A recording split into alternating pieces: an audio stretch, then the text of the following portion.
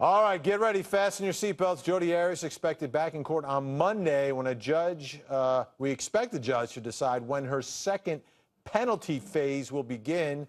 You remember, a jury was deadlocked on whether to sentence Jodi to life or death for the murder of her ex-boyfriend, Travis Alexander. Prosecutors want the penalty phase to start next month. Arias' attorneys want it delayed until next year. Just another sign that the drama of this murder trial not quite over yet. And with even more drama, we've got HLN's Velez-Mitchell with us today. And guess what? Jane has uncovered new information about Jodi Arias in her new book, Exposed: The Secret Life of Jodi Arias.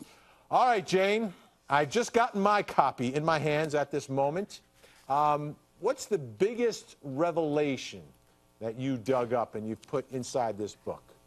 I found out that Jodi Arias had stalked another boyfriend years earlier, and he was referred to in the trial, Bobby. We're not going to use his last name, but the parallel of how she stalked him, and it was never explained to the jury that she had stalked before. This is new information, and our sources tell me, and I confirm this with multiple sources, that he was stalked to the point that he was fearful of Jodi Arias. And she did it in the same way she stalked Travis. She became jealous. Then she committed espionage. Then she confronted him. Then they had a breakup. Then he moves to another state. He moves away from her. She follows him across state lines, moves right next to him, and begins dating a man in his inner circle to make him jealous. That's exactly what she did with Travis Alexander. The parallel is almost perfect. Yeah, and that guy ended up like moving way, way away, right? Like he went down to Hawaii?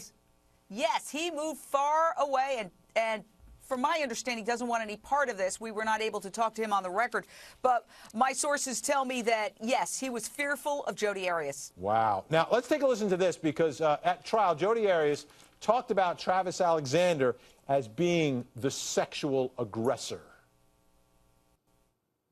When he was performing oral sex on you, you said, he sure knew what he was doing. Do you remember saying that on direct examination? Yes. Do you remember that? Yes. Well, doesn't it take one to know one? All right, Jane, so what'd you find out here? Was she the sexual aggressor, or was Travis the sexual aggressor of this very aggressive sexual relationship?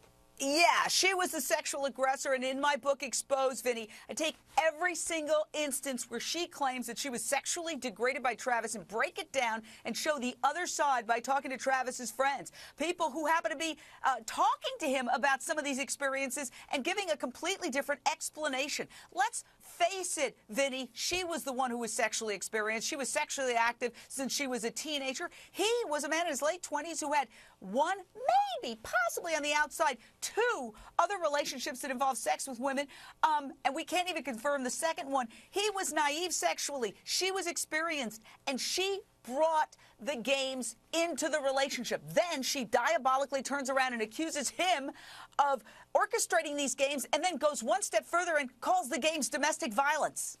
Yeah, and the other thing, she seems to say that it was so degrading what was happening to her. But what I'm hearing from you and what you've uncovered here and exposed, Jane, is that it's her idea. Yes, and Travis Alexander told his very best friend that she was a sexual dynamo who was really obsessed with sex. He described her as a nymphomaniac, and he goes on to use some illustrations to prove his point with his friends, and that's in Exposed. You got to read it, because I don't know if we want to discuss it right here on TV. Jane Velez-Mitchell, Exposed is the name of the new book. Fantastic stuff. Congratulations and good luck with the book.